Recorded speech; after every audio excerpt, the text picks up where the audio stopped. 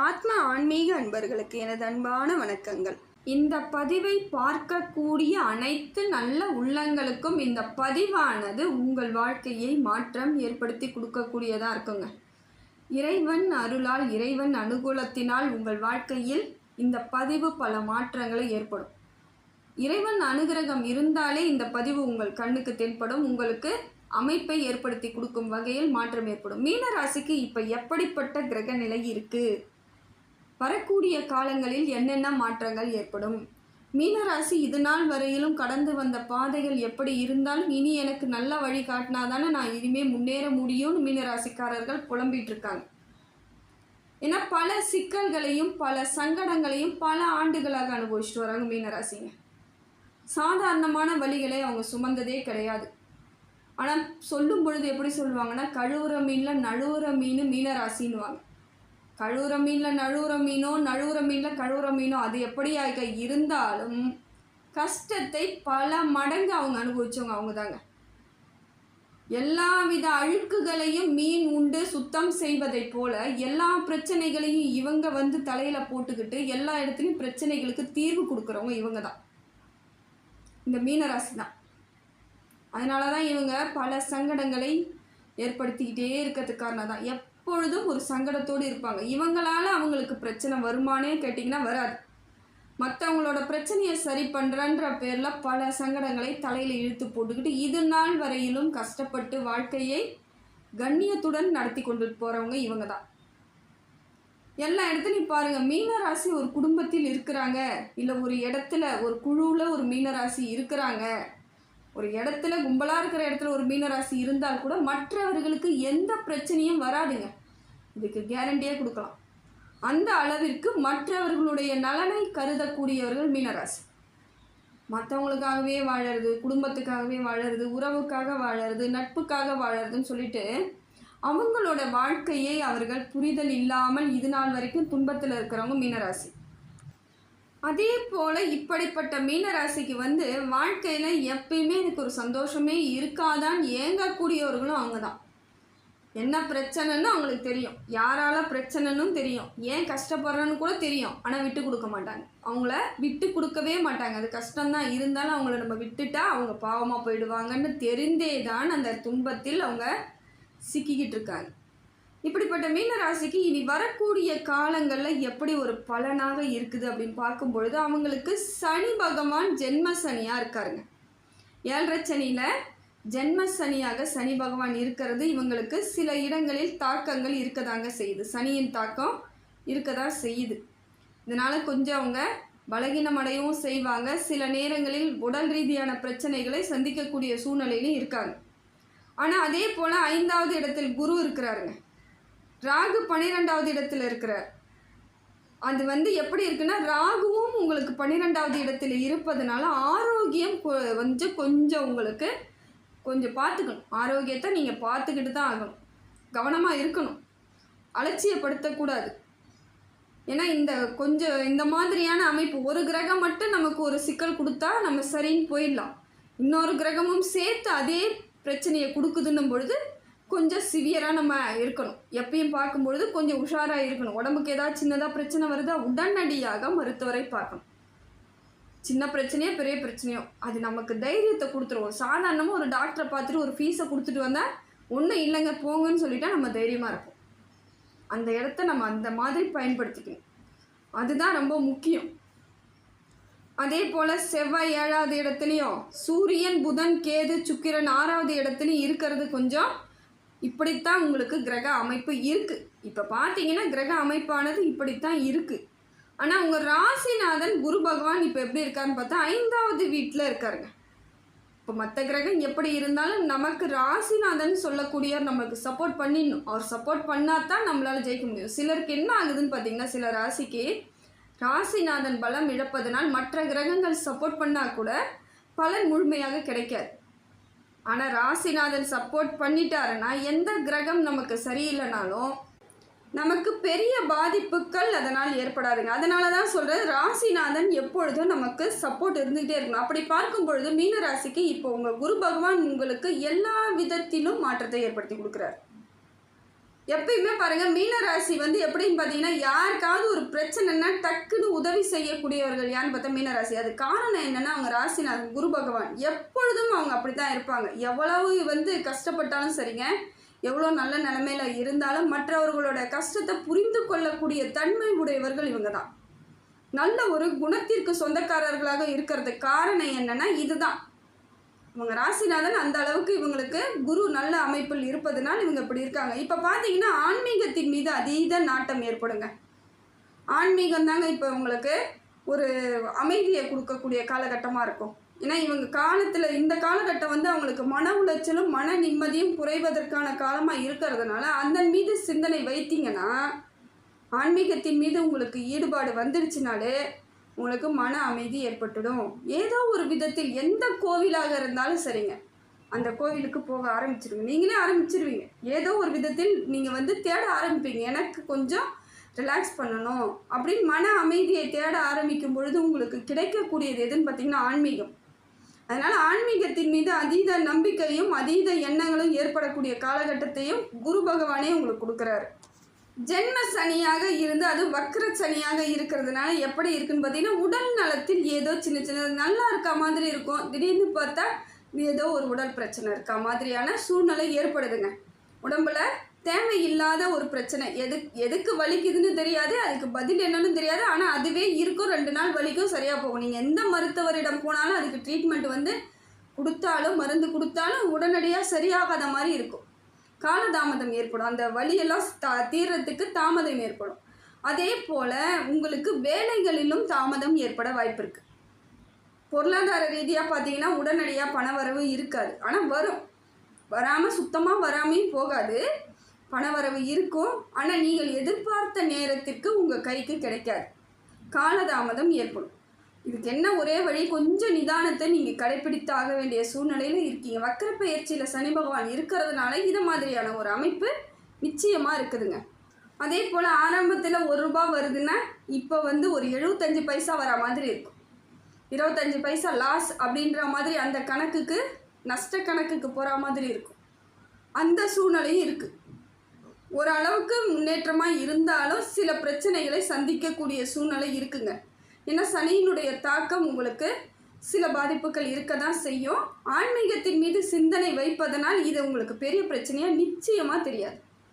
இதுவும் கடந்து போகின்ற எண்ணங்கள் உங்களுக்கு வலுவாக யார் ஏற்படுத்தி கொடுக்குறாங்கன்னா புதன் பகவான் ஏற்படுத்தி கொடுக்குறார். 6வது வீட்டில் பார்த்தீங்கன்னா சுக்கிரன் புதன் கேது எல்லாம் சேர்ந்து ஒன்றா இருக்கிறாங்க. இது வந்து எதிர்ப்புகளை சமாளிக்கக்கூடிய வந்து திறமை இப்போ அதிகரிக்கும். உங்களுக்கு புதன் பகவான் வந்து ஒரு புத்திசாலித்தனத்தை ஏற்படுத்துவார். எந்த பிரச்சனை எப்படி வந்தால் எப்படி சரி பண்ணுங்கிற எண்ணத்தை ஏற்படுத்தி கொடுப்பார். அதே போல் கேது பகவான் எதிரிகள் தொல்லையை கொஞ்சம் கொஞ்சமாக குறைச்சிருவார். ஏன்னா எப்படியா இருந்தாலும் இந்த நேரத்துக்கு உங்களுக்கு எதிரிகள் இருந்திருப்பாங்க. எப்படியோ ஒரு விதத்தில் தொழில் செய்யக்கூடிய இடமா இருக்கலாம், குடும்பமாக இருக்கலாம், குடும்ப உறவுகளாக இருக்கலாம், நட்பாக இருக்கலாம், ஏதோ ஒரு சொந்தமாக இருக்கலாம், எதிர்ப்பு இருந்துக்கிட்டு தான் இருந்திருக்கும். எதிரிகள் உங்களுக்கு பலவீனத்தை ஏற்படுத்துவாங்க. எதிரிகள்னால் கத்தி எடுத்துகிட்டு சண்டை போடுறவங்க மட்டும் எதிரி கிடையாதுங்க. கூடையே இருந்துக்கிட்டு நல்லவங்க மாதிரியே இருந்துக்கிட்டு நம்மளோட ஜெயிக்கக்கூடிய அனைத்தையும் வெற்றி அடையாமல் தடுக்கிறவங்களும் எதிரி தாங்க. அந்த மாதிரியான அமைப்பு உங்களுக்கு இருக்குது இப்போ எதிரிகள். ஆனால் அப்படிப்பட்ட எதிரி தொல்லைகள்லாம் கொஞ்சம் கொஞ்சமாக எதிர்ப்பெல்லாம் குறைய ஆரம்பிச்சிடும். தொழில் போட்டி கொஞ்சம் குறைய ஆரம்பிக்கும். தொழில் போட்டியால் கொஞ்சம் நீங்கள் நஷ்டமடையக்கூடிய சூழ்நிலை இருந்தாலும் இப்போ அது கொஞ்ச நாளில் அது குறையும். ஆனால் ஆரம்பம் கொஞ்சம் கஷ்டமாக தான் இருக்கும். ஏன்னா அதில் கொஞ்சம் நஷ்டத்தை அனுபவிக்கும் பொழுது கொஞ்சம் என்ன பண்ணுவோம், இதே தான் இருக்குமோன்ற எண்ணம்லாம் ஏற்படும். இருந்தாலுமே நீங்கள் என்ன பண்ணுவீங்கன்னா அந்த இடத்துல கொஞ்சம் பொறுமையாக இருந்தீங்கன்னா எது ஒன்றும் நிரந்தரம் கிடையாதுங்கிறதுல மனசில் உறுதியாக வச்சுக்கோங்க. இன்றைக்கி அந்த தொழில் போட்டியால் நமக்கு நஷ்டம் ஏற்பட்டாலும் திருப்பி ஒரு நாள் நமக்கான பொருளாதார ரீதியாக பல மடங்கு மாற்றம் நல்லபடியாக வரும்பொழுது அவங்க ஏற்படுத்தினவங்க அந்த இடத்துல திருப்பி அவங்க இல்லாமல் போகிறதுக்கான வாய்ப்புகள் இருக்குது. அதனால் காலன்றது ஒரு சக்கரம் தானே, சோண்டுகிட்டே இருக்கும். அதுக்கும் நம்ம வந்து எல்லாத்தையும் பார்த்துக்கிட்டு போயிட்டே இருக்கணுன்ற எண்ணத்தோடு இருந்தீங்கன்னா சரியாயிடுங்க. இப்போ வந்து உங்களுக்கு சுக்கிரன் வந்து நல்ல அமைப்பில் இருக்காருங்க. திடீர் பொருளாதார வரவு கொடுத்தாலும் அதே அளவுக்கு செலவையும் கொடுக்க வாய்ப்பு இருக்குது. சுக்கிர பகவான் உங்களுக்கு பொருளாதார ரீதியாக இருந்து வந்த சிக்கல்களை தீர்க்கிறார். ஆனால் பணம் வரும், பணவரவு ஏற்படுத்தி கொடுக்குறாரு. அதே அளவிற்கு உங்களுக்கு திடீர் செலவுகள் வரும். என்ன காரணம்னு புரியாது. திடீர்னு உறவுகள் வரலாம், அதுக்காக நீங்கள் செலவு பண்ண வேண்டியதாக இருக்கும். வண்டி வாகனத்தில் சின்ன சின்ன பிரச்சனைகள் ஏற்படும், அதுக்கு செலவு பண்ணுற மாதிரி இருக்கும். கவனத்தோடு இருக்க வேண்டிய காலகட்டம் தான் இது. வண்டி வாகனங்கள் எல்லாம் கொஞ்சம் கரெக்டாக பார்த்துக்கோங்க. அப்படி இல்லை நம்ம இப்பயே கொஞ்சம் சரி பண்ணிக்கலான்ற ஒரு எண்ணம் வந்தாலும் சரி பண்ணிக்கோங்க. பொருளாதார ரீதியாக அந்த செலவும் ஒரு சுப செலவாக போயிடும். அதனால் முடிந்த வரையிலும் நீங்கள் கவனத்தோடு இருந்துக்கிட்டிங்கன்னா போதுங்க இந்த காலத்தை. ஆனால் ஒன்றை மட்டும் நீங்கள் கவனத்தில் வச்சுக்கணுங்க, வேறு வழி இல்லை. இதை நீங்கள் கவனத்தில் வச்சுக்கணும். மீனராசியை பொறுத்தவரையிலும் கொஞ்சம் கவனமாக இருக்க வேண்டிய இடம் எதுன்னு பார்த்தீங்கன்னா குடும்பங்க. குடும்பத்தில் தேவையில்லாத வாக்குவாதங்கள் ஏற்படுவதற்கான வாய்ப்புகள் இருக்குது. அது கணவனாக இருக்கலாம், மனைவியாக இருக்கலாம், குழந்தைகளாக இருக்கலாம், பெரியவர்கள், தாய் தகப்பன், மாமனார் மாமியார், ஏதோ ஒரு ரூபத்தில் உங்களுக்கு சின்னதாக வாக்குவாதம் இருக்கும். இந்த டைம் கோபம் வரக்கூடிய சூழ்நிலை ஏற்படும். கோபத்தால் சின்ன பிரச்சனைகள் ஏற்படும். ஆனால் அதுவும் காலத்தால் மாறிடும். காலத்தால் உங்களை எந்த காலத்திலையும் விட்டு கொடுக்க மாட்டாங்கன்னாலும் இப்போ அந்த கோபத்தில் டக்குன்னு வார்த்தைகளை விடுறதோ, நீங்கள் அவங்கள கோச்சிக்கிறதோ, அந்த மாதிரியான ஒரு சூழ்நிலை இருக்குது. செவ்வாய் பகவான் அந்த மாதிரியான அமைப்பில் இருக்கார். செவ்வாயும் உங்களுக்கு அந்த மாதிரி அமைப்பில் இருக்கிறதுனால வார்த்தைகளில் கவனம் தேவை. ஆனால் அவங்க எதிர்க்க பேசுகிறவங்களும் எப்படி பேசுவாங்கன்னு தெரியாதுங்க. எதிராளியாக இருக்கக்கூடியவர்கள் குடும்பத்தில் கணவனோ மனைவியோ குழந்தைகளோ ஏதோ ஒன்று டக்குன்னு வார்த்தைகளை விடுவாங்க. உங்கள் மனசு காயப்படுற மாதிரி தான் இருக்கும். நீங்கள் கொஞ்சம் யோசிக்கணும். நீங்கள் திருப்பி அந்த மாதிரியான வார்த்தைகளை விட்டுறாதீங்க. ஏன்னா உங்களுக்கு அந்த குடும்பத்திற்காக பாடுபடக்கூடியவர் நீங்கள் தான். அதை விட்டு நீங்கள் விலக முடியவே முடியாதுன்னும் பொழுது அந்த வார்த்தைகள் காலத்துக்கும் ஒரு வழியோடு இருக்கும். நீங்கள் அதை புரிஞ்சுக்கிட்டா போதும். இவங்க தானே, நம்ம பிள்ளை தானே, நம்ம பொண்ணு தானே, நம்ம மாமியார் நம்ம மாமனார்னு அப்படி புரிதலோடு இருந்துட்டிங்கன்னா அவங்க பேசிய வார்த்தை உங்களுக்கு கஷ்டத்தை கொடுக்காது. சூழ்நிலை தாங்க எல்லாத்தையும் ஒருத்தவங்கள நம்மக்கிட்ட இருந்து பிரிக்கிறது. ஏன்னா பிரிவுன்ற ஒன்று வந்துட்டால் சேரும் பொழுது அது என்னைக்காக இருந்தாலும் அது ஒரு கரும்புள்ளியாகவே இருக்கும். எப்படியானாலும் திருப்பி சேர்ந்துருவீங்க. தனியாக இருக்கக்கூடிய அமைப்பு உங்களுக்கு கிடையாது. அதனால் இப்போ பிரிவு ஏற்பட்டாலும் திருப்பி சேரும் பொழுது அது ஒரு வழியோடையே இருக்க மாதிரி இருக்கும். அதனால் இப்போ விட்டுடுங்க, அமைதியாக போயிடுங்க. சில இடங்களில் மீனராசி அமைதியாக இருந்தாலே வாழ்க்கையில் உங்களுக்கு எப்பொழுதும் பிரச்சனை கிடையாதுங்க. காலத்துக்கும் மனசங்கடங்கள் ஏற்படாது. அதே போல் வண்டி வாகனத்தில் செல்லும் பொழுது கவனமாக போகணுங்க. கவனம் ரொம்ப முக்கியம். அதே போல் நீங்கள் வண்டி வாகனத்தில் உங்கள் குடும்பத்தில் இருக்கிறவங்கள நீங்கள் கூட்டிகிட்டு போகிறீங்கன்னா மீனராசிக்காரர்களுக்கு ரொம்ப முக்கியமாக புரிதலோடு வண்டி எடுங்க. கடவுளை அனுகரிச்சுட்டு கடவுளை வேண்டிக்கிட்டு அப்புறமா வண்டி எடுங்க. எந்த வண்டியாக இருந்தாலும் சரி, பைக்காக இருந்தாலும் காராக இருந்தாலும் எந்த வாகனங்களாக இருந்தாலும் இறைவனை ஒரு நொடி நினைத்துட்டு எடுங்க. நீ தான் பார்த்துக்கணுன்னு அவர் பேரில் பழியை போட்டுட்டு கிளம்புங்க.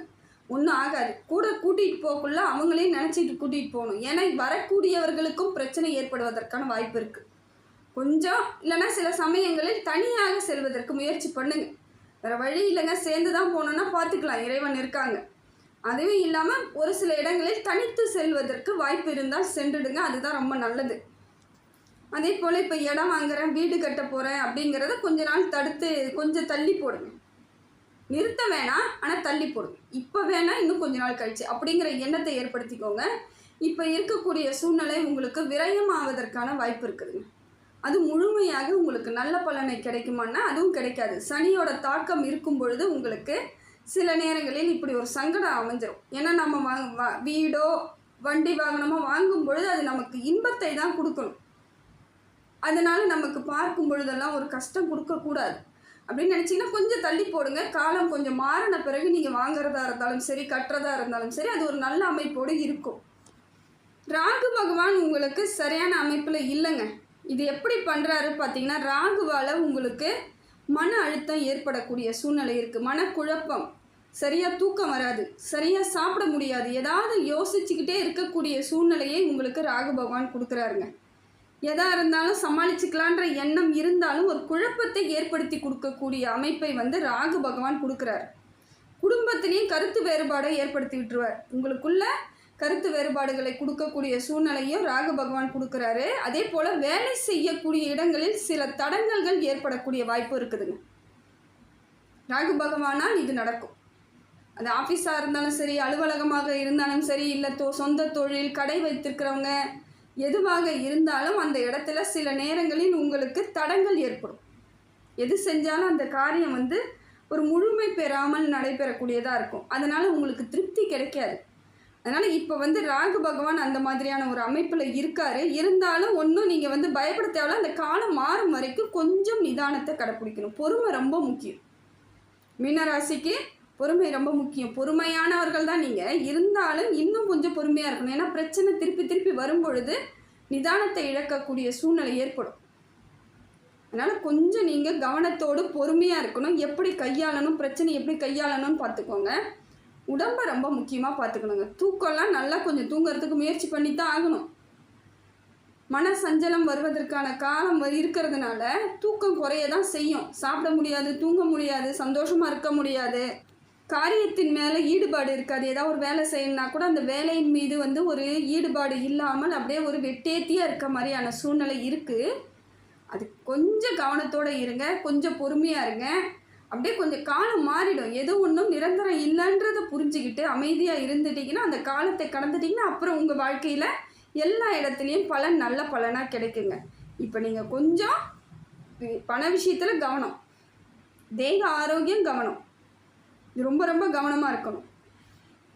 குடும்ப விஷயத்தில் ரொம்ப கவனமாக இருக்கணும். குடும்பத்தில் இருக்கக்கூடியவர்கள்கிட்ட கொஞ்சம் அனுசரணையாக கோபத்தை காமிக்காமல் பிரச்சனையை வந்து உங்களுக்குள்ளே வச்சுக்கோங்க. சில நேரங்களில் பேசுங்க, பேசுறது தப்பு கிடையாது. ஆனால் அதை வந்து எதிராளி மேலே நம்ம தூக்கி போட முடியாது. அதை உணர்ந்துட்டு அதை மாதிரி இருந்தீங்கன்னா குடும்பத்தில் பிரச்சனை கிடையாது. அதே போல் உடல் ஆரோக்கியத்தையும் பார்த்துக்கணும். இந்த 4 விஷயத்தில் மட்டும் நீங்கள் கவனமாக இருந்துட்டிங்கன்னா இந்த காலத்தை நல்லபடியாக கடந்துடலாம். எதிர்க்க வரக்கூடிய காலங்களில் உங்களுக்கு பெரிய பாதிப்புகள் எதுவும் இருக்காதுங்க. மீனராசிக்கு இறைவனின் அனுகிரகம் எப்பொழுதும் இருக்குது. அதனால் நீங்கள் என்ன பண்ணுங்கள், நிறைய ஆலயங்களுக்கு எந்த கடவுளாக இருந்தாலும் வணங்குங்க. ஆன்மீகத்தின் மீது எந்த விதத்துலையாவது ஈடுபாடு வச்சுக்கிட்டே இருங்க. உங்களுக்கு கூடிய விரைவில் மாற்றம் வந்துடும். நல்ல பலனை கொடுக்கக்கூடிய காலகட்டத்தை இறைவன் அருள் உங்களுக்கு முழுசாக கொடுப்பாருங்க. அது வரைக்கும் பொறுமையும் நிதானத்தோடு செயல்பட்டால் இந்த காலம் உங்களுக்கு அற்புதமான பலனாக தாங்க இருக்குது.